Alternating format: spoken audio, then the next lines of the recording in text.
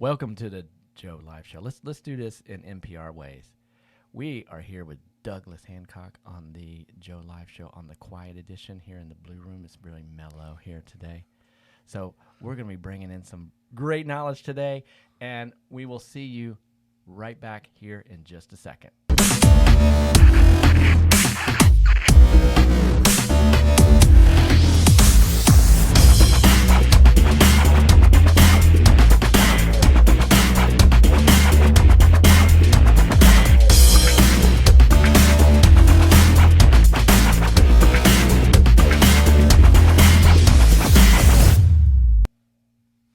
We're back. We're back. We're back, folks. And we're here with Doug Hancock. I brought Doug on because we're talking marketing today, and we're talking signage, and we're talking getting your name out there and how this stuff works, and maybe a little bit of soccer. We'll talk a little soccer today. Might get red carded or yellow carded. You never know what's going to happen here. But we were just talking here in the Blue Room again. And, of course, we got to talk, like we were saying, we need to make this more NPR-like. We could talk really solid. It's a pleasure to be here, it's Joe. Great. I appreciate it. I'm happy you're here. Yes, the blue is good. The blue. No, I really like the Blue Room. The Blue Room is awesome here at the Fiesta Media. If you want to have a podcast done or anything, Fiesta Media. He doesn't know I do that, but that I'm going to do that, but I do it for him anyway. Elio, he produces good stuff here. If you want to get in and be famous like Doug, then you have a show. So because no one watches me, so they all watch Premium Time with John Dar. But how many viewers are we going for today? We're gonna get to 2. We're going to. We're gonna get to 2. Is that 2 during the broadcast, or is it after? I'm not sure if anybody will actually watch during the show, Okay. but I usually encourage a couple people to. So I'm gonna ask, I'm gonna ask Dana Miller, and say, because she was on the show, say, hey, you owe me, because you brought green things to the show and we couldn't see them. Yeah. So yeah, it's and my mom. I'll see if she'll watch it. So I say we go big here and let's shoot for 8. I'm going to really push it. See, and this is why I brought you here, because you push the envelope. You push the envelope. You talk about getting things done, making things happen. You know how to make it happen. I mean, when you ran the chamber, I'm going to say this. You got us organized, and now the fruits of what you kind of set in motion are really coming along, and the chamber's coming along really well. There's some new branding, new things happening, and it's growing. So I mean, you're a real executioner. You get stuff done, and I admire that about you. So you get that Thank done. you. Giving you some real compliments Yeah, here. no, thank you. So, oh gosh, I feel verklempt. So I mean, and I wanted to bring you in because I hear a lot of people ask me all the time about marketing, and there's some, social media marketing, and all these digital platforms and everything else like that, which are great, but then there's traditional as well. And things that I don't think people think enough about or know enough about. That's why I wanted to bring you on, because I remember you did a presentation at the Chamber, and it was one of the most popular presentations I'd seen as far as feedback that I was getting back on signage and how you did it. And, I mean, I even have it on my phone here. And cheat sheet. It's a cheat sheet. Look at me, though. I'm going cold. Dude, I mean, it's all here. It's all here. Because I could talk. It's CPMs. I mean, I know all this stuff and comparisons and there's other stuff I don't understand. Well, I don't think we really want to follow that. That's a pretty dry subject. I think it's too dry. It's too dry for the Blue Room. It's too dry for the Blue Room. Yes. So, but we can dabble around. Yeah. I mean, you see, if I want to get my name out there, and I'm looking for the most bang for the buck. What do you think about billboard signage, or even doing yard signage, or whatever? What's the strategy around that? Yeah, so it really depends on your one. Okay, let's step back even further. One of the things that I think you could look at it from 2 different directions, I guess. A small business mentality, or you can go big business mentality. So a large established company coming into a market, maybe for the first time, right? Or they already have existing branding and all of that, or you have a small business that has nothing, or they have something their nephew created, right? Yeah, on Microsoft Paint that they want, and the nephew was good in art in high school, So you have 2 different worlds there. I would say this, initially recommendation to the smaller businesses with not the resources and the branding. They actually really do need to focus on that initial brand. Yeah. And you hear branding thrown around all the time. Yeah. It's kind of almost excessive at this point, but creating that feeling of what you're about Yeah. in a clean, pure way is key. And I always kind of approached it when I was running my sign company as we're storytellers. And I think if you think of it that way, what's the story that you want to tell as a small business? You're a yard company, yard mowing company. But what's your story? Because there's dozens of others. Yeah. You have to have that story, and that's what larger companies do and ad agencies do. They create that. So, going out and just buying yard signs, if it's not telling a good story, it's not going to bring you that business, right? Yeah. And so you got to start at that foundation and work your way up. And then once you've got that story in place, and it doesn't have to cost a fortune. Yeah. You could there's locally here, we have designers locally that would create wonderful designs for you and wonderful stories for not a lot of money. How do you find those guys and girls? I tell you that the best, in my opinion, I always ask people that Okay. when you're out in the marketplace, if you see a company with good design, Yeah. right, something that catches you, something that really gets your heart, Yeah. that there's a designer behind that or design firm, somebody. It could Yeah. be an individual, it could be multiple. That feeling is what you want. Yeah. Go ask that company, say, who designed your logo or who That's a designed your good idea. branding? Go ahead and ask. And then, we talked about the chamber, right? Yeah. That's a great place because you've got a bunch of professionals there. And that's really where I would go. If you have a more moderate, large budget, there's ad agencies, local agencies you can dip into. Got it. But that'll be a more involved process, and usually that's too much for a smaller business. Yeah. Yeah. Large businesses, they typically, when they come in the area, they do join the chamber, right? They do join business organizations. They have that kind of machine going already. Yeah. Yeah. So they get an idea of what they're looking to do. But I think that's a good tip to actually. I didn't think about that. To go, you see a good design and you just go, hey, who made that? Like Miapa's design, I think's good. Yeah. So you go to it and you say, who made your design? And then you can back into it from there and then see what you can afford. I do have to correct you. It is Miapa. Miapa. Okay, I know. Miapa. I know. We gotta get it right there. But yeah, no. Yes. So if you like Miapas, right? Yeah. Go ask them. Yeah. And they'll gladly tell you. And they'll gladly tell you if the designer was a nightmare to work with, right? Yeah, that's true. That's true. You'll We don't find really out. like what this, but The imagery that came out was great, but it was a challenge. Got it. Yeah. You'll hear that and you'll know. And usually, it'll come out. Several names you will hear. Yeah. I mean, I've seen because I see people try that I know small businesses are always saying I went to Fiverr, and some have had good success, some haven't, but I think you get a little bit of what you pay for. So if you go to Fiverr thinking you're going to get something for $5, you're going to get something for $5. Right. Yeah. That's it. And most of them are 30 or whatever, but you're going to get someone that's going to give you something canned from what I've seen. And then the more you pay, the more custom you're going to get into it. So you do got to figure in a budget to actually do it if you want to do it. But it pays off. It's an investment in your business. But think about it. So a small business owner or medium business owner, they've never done branding. They don't have that experience, or they've never done signage. They don't know what that costs. Yeah. They have no idea a lot of times. Go ahead early on when you got this great idea of this great widget or whatever you're going to do. Go ahead and call local sign companies. Ask them, what would it cost to do a logo design? Yeah. Right? Because, they're not all design centric, right? Yeah.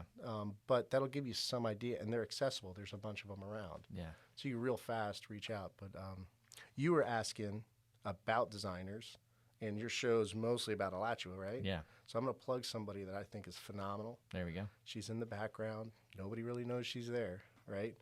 But her work you'll see everywhere is Raghu Kansbrook.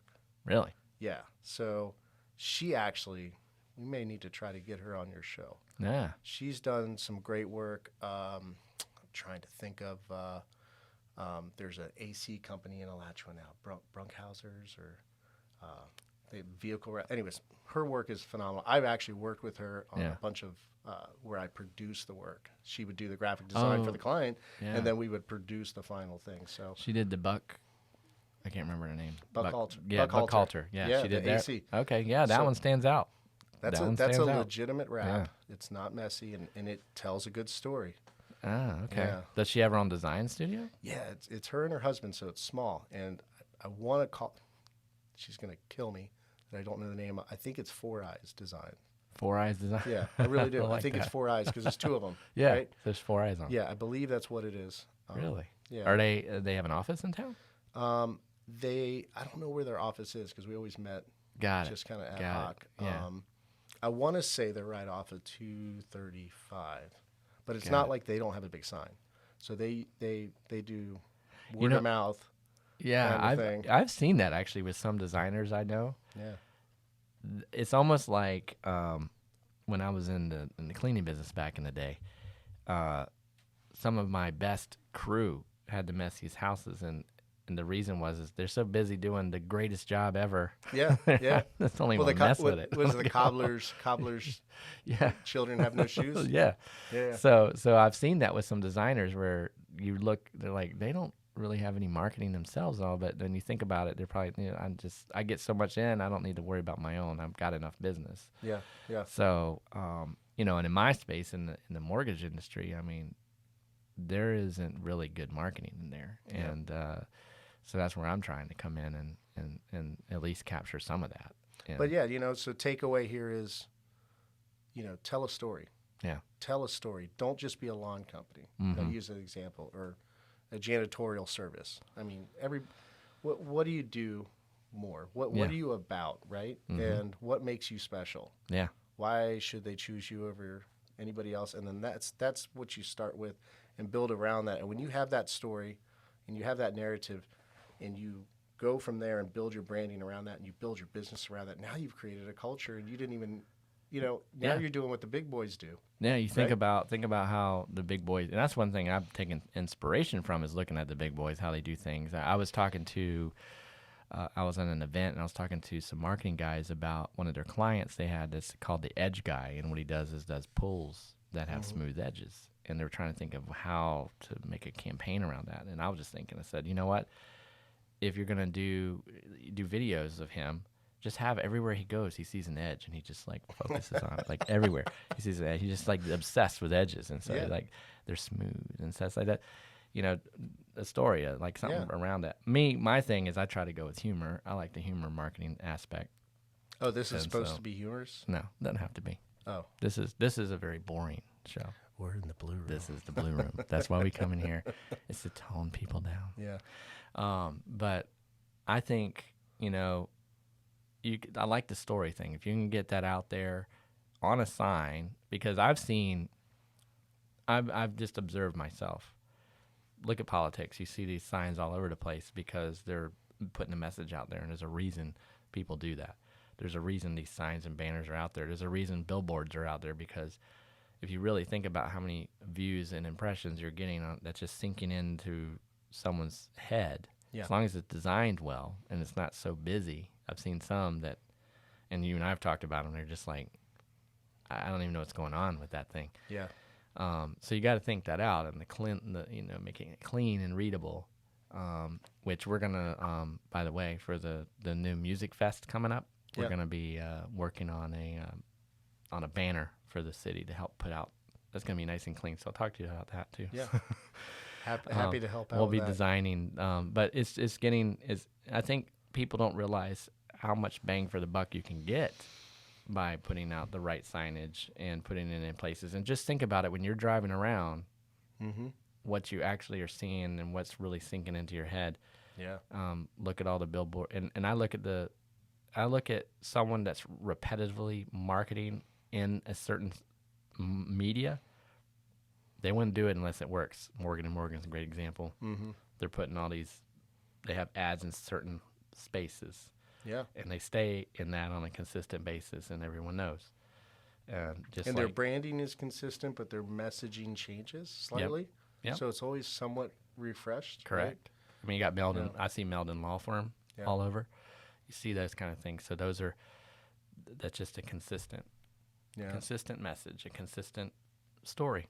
Story. I'm Yeah, telling you, it's story. Think about it. And you talked about the presentation I did a couple of years back. I broke out that the point of that presentation, you were there, but for the viewers, the point of the presentation was to quantify the value of signage. correct. And a lot of small and medium-sized businesses can't even start. So the whole point was, what is your sign's worth, right? Mm-hmm. And I broke it out, and there was one slide I put out where I listed the cost per 1,000 impressions of major media. You're probably I gonna have pull it it up, right right? here. Yeah, It's a couple years old, but you start out in like TV is like the most expensive. yeah. $13.20. Okay, So this is a couple years old. Yeah, but 2 years old. there So you go. here I'll read off of it. Yeah, so we had $13.20 per 1,000 impressions of TV. This is averages, right? Because markets change. You got radio $6.47, newspaper $3.47, billboards $1.65. Then at the very bottom, and this is what I was trying to drive home because I was operating Sign Pro North Florida at the time. Yeah, On-premise signage 40 cents on your building. Yeah, on your building or a monument sign. that's true. And then we did a case study in there where it was a location right by where the meeting was being held, and it was amazing, what the value of that sign really was. So, small business owners are always watching their pennies. Yes, They are, Yeah. and I get it because I ran one. But you got to think, you got to spend your money in the right place. Mm-hmm. But if you don't understand the value of the sign, then you don't know how do I spend money on something I don't understand the value it's bringing to me. So that's what I was trying to Yeah. show, and a lot of people liked it. I think they learned a lot. No, they did. I don't think people realized, what you really get there, the bang for your buck that you have in signage, and when you combine that and you come up with a true budget to balance in some TV and some print and some, and then your signage, kind of combine it all together over the long haul, because you can start out with signage to get the business, and then Yeah. you can expand into the other platforms to reinforce it, Yeah. No, you definitely don't want to just do one channel, No. right? You definitely want to hit all channels. And I mean, this is, I don't even have podcasts on Yeah. this and social media, Mm-hmm. But what's interesting with social media is it's so targeted, which I think people like. And you get your CPM data pretty fast. Yeah. So compare what I just said to what you're seeing in your social media campaigns. It's social media can be really expensive if you're not getting a good reach. Yes, you got to be right with it, Yeah. that's the biggest thing I find on social media for me is organic reach. That's where Yeah. you get your biggest bang for your buck. There Yeah. is creating something that just kind of rolls on its own. Yeah. That works for me. I've done some paid stuff, and what I found is the paid stuff wasn't really working. It was funneling in leads that were just garbage, really. Honestly, in the end, they weren't people that were willing to talk and have try to build a rapport with. They were just Yeah. What's your rate? That's it. I They- can they care didn't- less yeah. than anything else. Well, once again, okay, so, mortgage industry, right? It's exciting. It's exciting. We're talking rates. Things are up, things are down, points, all that exciting stuff. But when you get down to it, what makes your mortgage, company different than others, right? It's me. Well, I'm you just kidding. no, but you bring, but that's small business, right? Yeah. Small business is the business owner a lot of times, Mhm. right? But what makes you different? And that's your story, and Yeah. and you run off of that, And I know it's service, and I mean, honestly, I mean, we in lending, we all play in the same sandbox. I can do everything Quicken can do, and my whole play on that is, the rockets in space, I'm in your face. And so, That's a good way to put and it. that's kind of the bottom line. I can offer you everything they can with the convenience of online if you want to go that way. But if you need me, I'm in downtown Alachua or at Tech City. Yeah. And so you can find me. Yeah, You're not going to find those yeah. guys. So that's where I differentiate and create a story around, who I am and what we bring to the table, which is, localized everything. Well, and I had a personal experience. We almost lost a home that we had purchased because we had quoted with, it was at the time, starts with a Q, loans. It was online. I forget. I don't know who they are. But I've never heard of any of, lender by the name of but that. but I will say, promises were made and they were not even remotely kept. And the reality is, in the end, I kicked myself. I didn't know you at the time, but I kicked myself because had we just gone local, that lender would has more at stake, right? They do. They have their local reputation, number Right. one, Right. which will just get destroyed quickly. Yeah. And because there's a lot of moving parts in mortgage, so Yeah. anything can happen. And I always tell people that we got to work together to get this done, and we're a team to get you in that house. Yeah. Where the larger operations kind of have it's the manufacturing. They're manufacturing loans. We're all manufacturing loans, but they have a different model. It's just they got a team that brings it in, then the team that's producing it, and then a team that's closing it, and a team that's selling it. And so, depending on where you're at in that process, is who you're dealing with. And there's usually multiple people in that, just because of the volume. Yeah. Period. And it's the only way you can function. They got some pluses and minuses to that, but there's the bottom line. We all are in the same business, so it's very commoditized. So you have to differentiate yourself, and that's the struggle that I have as a local business. And where do I focus? What do I do? And that's when I chose. I don't want to travel all over the place. I want to be in Alachua and High Springs. I'm going to be that local lender for this area, and that's who I am. Yeah. And so that's how I focused it, and it's really, really paying off and working well. So because people like the local feel, and So it's interesting. Some may not know, some do.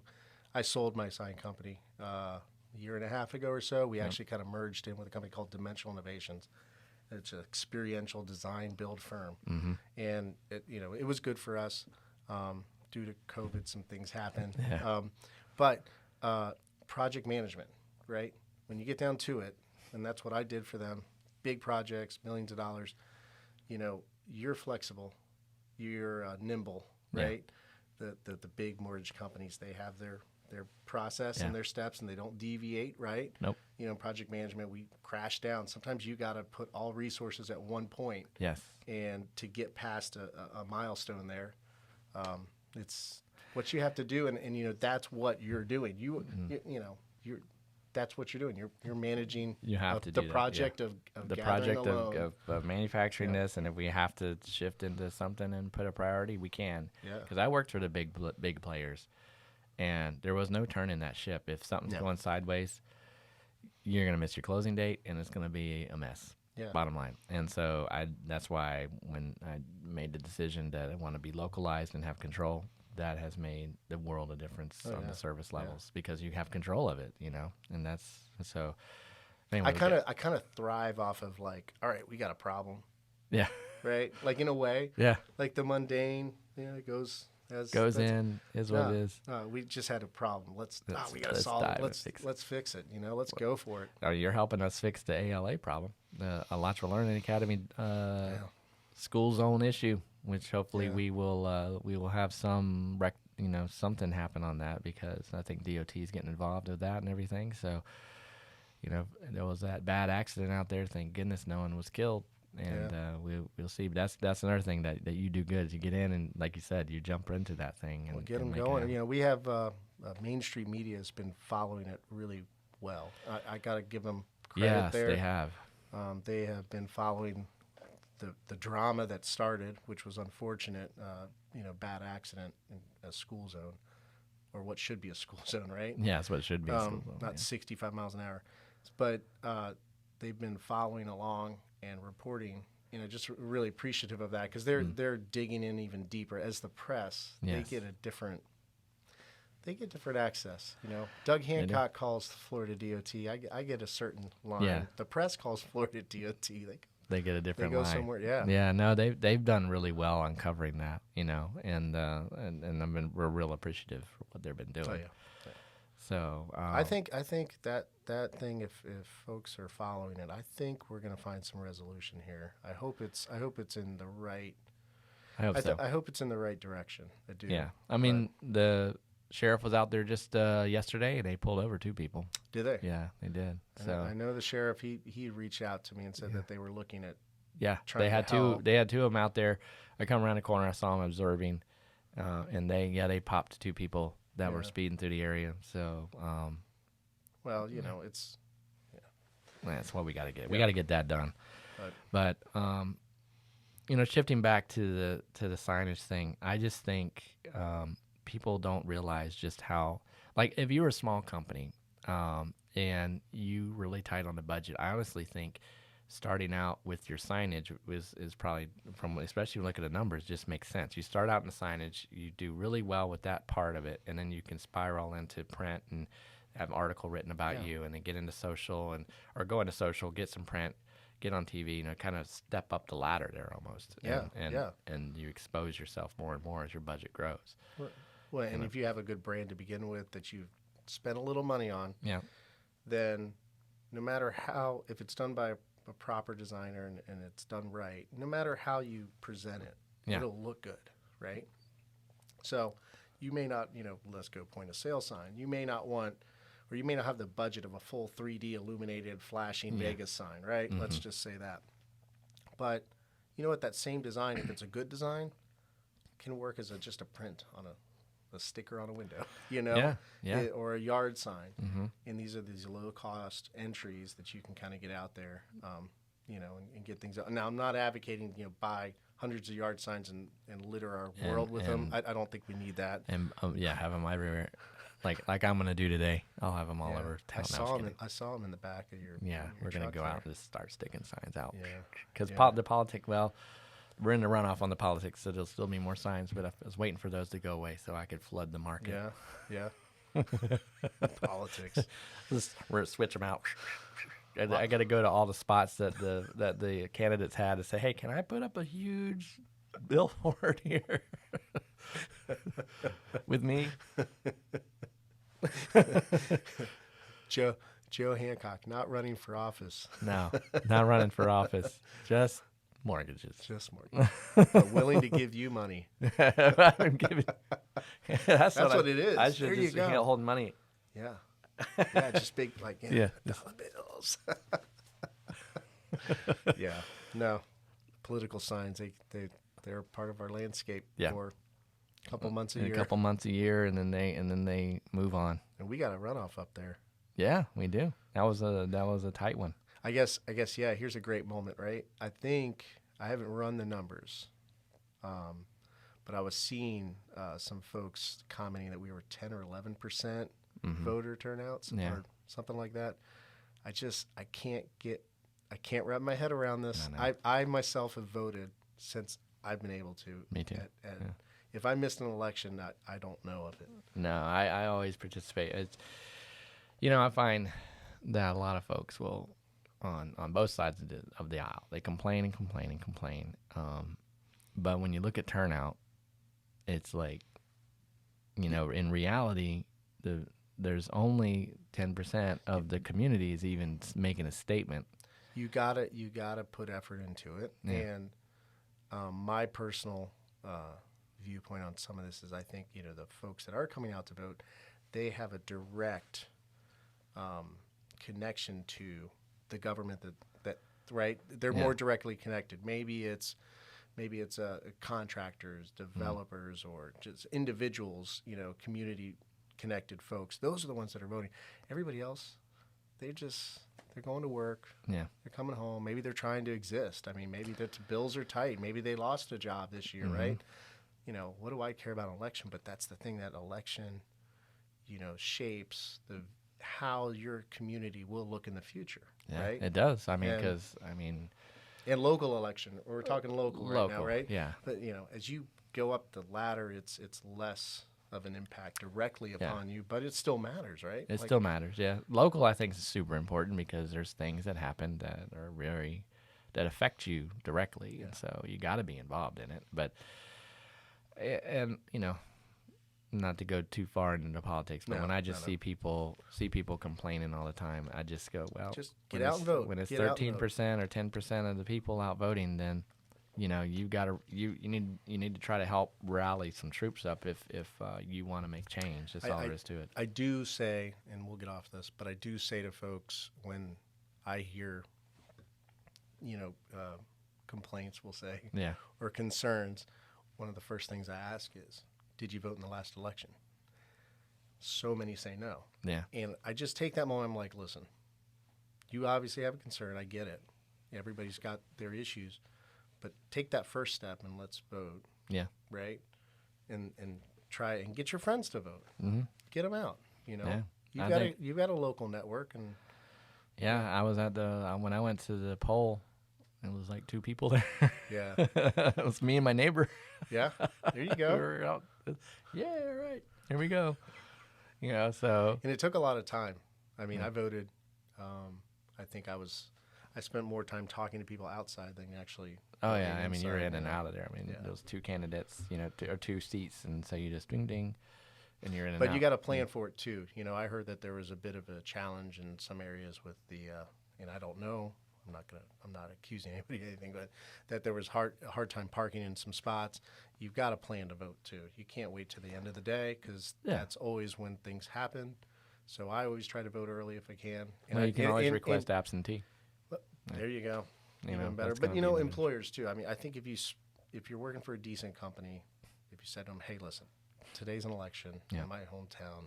I got to go vote. Can I be a few minutes late?" A lot of them will be okay with that. Yeah. But you got to pre-plan it. You got to do that. Yeah, you got to set the expectation up. Really? Wouldn't it be great if election days were holidays? Like I've heard that thrown around, but how fantastic would that be? That would be Right? that would be helpful. Although a lot of people will probably be out just barbecuing and hanging out, still not vote. Well, that's true because they don't get. It's election day. Woo! I got the day off. Go to the beach. Day off. Let's go to the beach. There you go. Polls at the beach. Polls at the beach. Polls You got to at the go beach. through. You got to go through. The pole to get to the beach. There you go. All right. Fine. Here we go. No, it's like school. You got to get the slip. The slip. So after you vote, you get a slip, and if you turn the slip into your employer, That's true. you That's have true. the day off paid. Yeah. There you go. I don't know. That's That sounds- your voting passport. Okay, enough politics. Goodness. So, Yeah. look at that. We're already at the 30-minute mark anyway. So, but I wanted to bring you on because I get that question a lot. Folks ask me, how's your marketing going? How's it working for you on social media and this and that? And I say, it works great. I get a lot of business that way now, but it took a long time. It takes effort. Yeah, right? it took a lot of, it still takes effort. I budget time for marketing, period. And I also built in an operations team that handles the operations of the business. If I had to do everything myself, then I couldn't market. And that's the hard part that a lot of business owners have. You got to understand how can you replace yourself and to grow. And that's what I had to what I had to do was analyze what's it cost me to get this person and how much, but the time they free me up if I actually actively use it to market, how much time or how much more business can I bring in? Right. And what's happened is it's happened, probably threefold at this point by bringing that person on. That's the hardest part that I think as a business owner you make is going, when can I actually step away from getting things done to bring more in?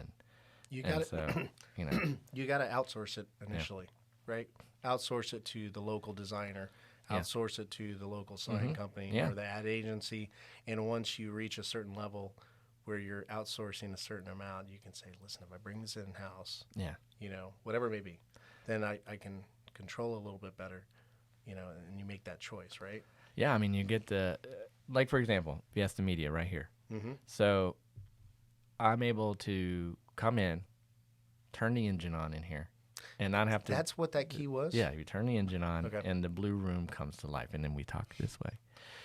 It's really calming. It's a calming room, and so I appreciate this. I come in, and Elio, he never smiles. He's always very quiet and just, mellow. You know how Elio is, just really, hello, how are you?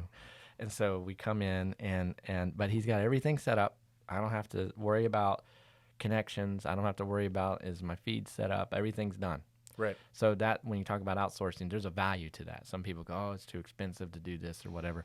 there's a value to that because now I can come in and out, get this thing done, versus spending a little more time trying to make sure it's set up and then putting it out and marketing it and this and that. So you bring in guys that can do that. You get people that can do video production and editing for you. Right. You don't have to mess with that. Like I used to edit, and I still do edit my own stuff sometimes. It's a couple hours worth of work. So if you outsource some of that, you can still, you just have to budget out what makes sense for you.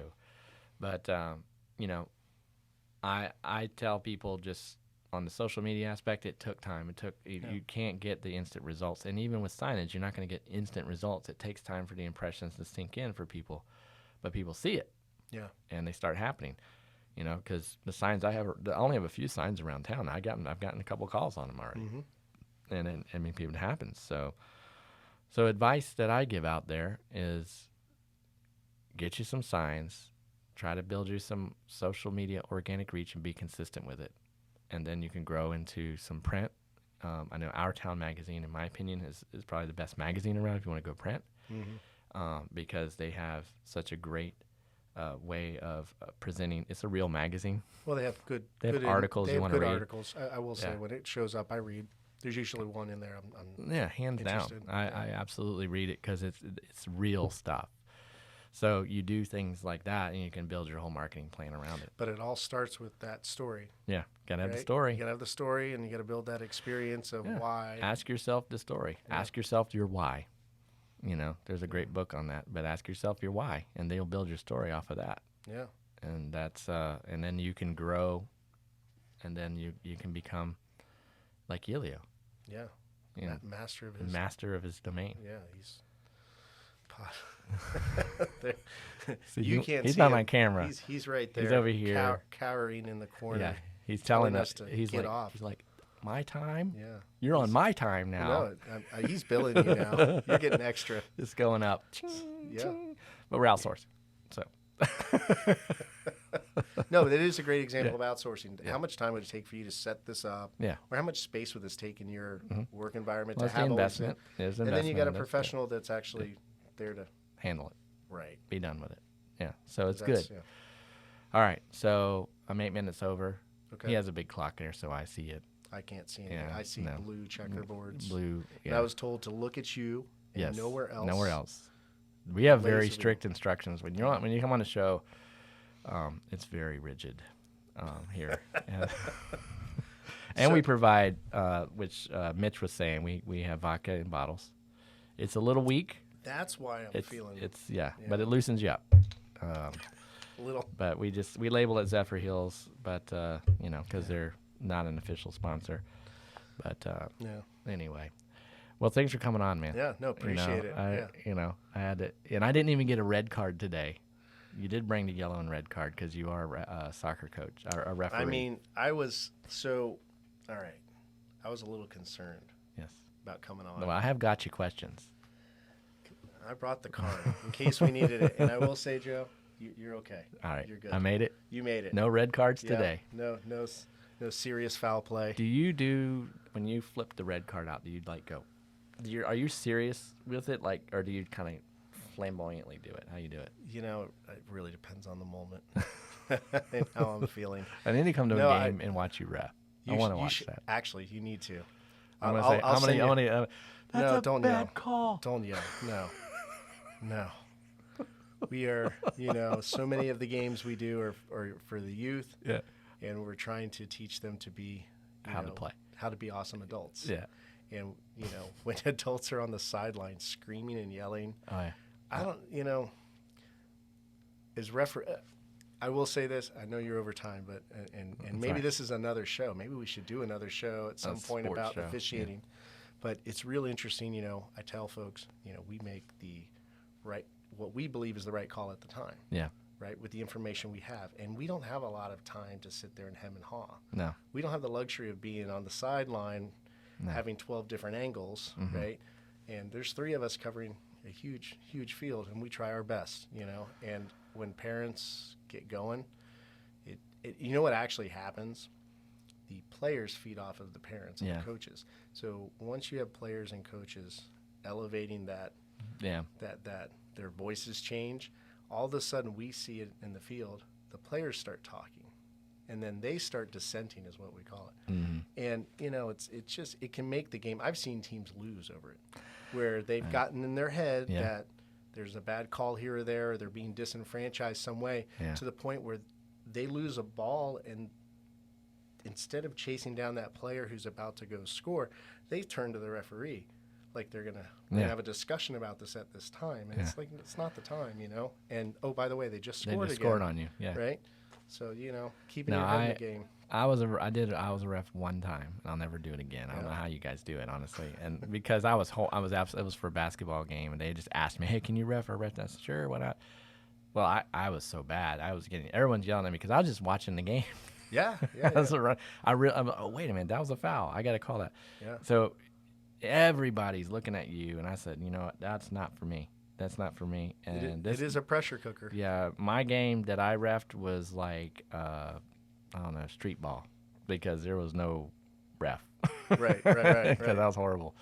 So yeah, and Nora, and I'm gonna say this before we go, your sister is super high level FIFA, like the pro level of doing this. Yeah. So yeah. I on my social media, I'm always sharing it. But what's her name? So proud of her, Tori Penzo. Tori Penzo, look her up. She's one of how many female refs in the pros? I want to say, man, you get me with all these stats. I need stats. Like I'm a stat guy. I think in the U.S. there's only like 4. Yeah, there wasn't many. Like female center referees. Yeah. And they do choose a path, so you're either a center or you're an assistant referee. Yeah. That's only she's where center. she works. Yeah, she's center, so she's really in the pressure cooker there. But yeah, she started refereeing after I did. I did it as a kid, up through college, and her story's awesome. Yeah. So, and her husband too. Now they're a power couple. So she got her FIFA badge this year, and they honor there. And then her husband Chris has it for a different purpose, for the VAR, the video assistant referee. Yeah, okay. The video review. He's one of those guys that sit up in the box and they're watching it, and boy, to hear how the dynamics and what happens, and it's wild. So that's cool. Well, thanks for coming on, man. We got to wrap it up. We got to wrap it up. And so next week we'll have another great show here in the Blue Room. Not as good as this show. No, this is our and the next show we'll do in total NPR style. I think you need to do that. I think we should. I think just whisper. do it. Yeah, it's great. The whole show. Do it. Absolutely. Well, thanks for coming on, and we'll see you guys next week. Have an awesome day, and call Fiesta Media if you want to do one of these shows, and have a miapa coffee. By the way, we're out.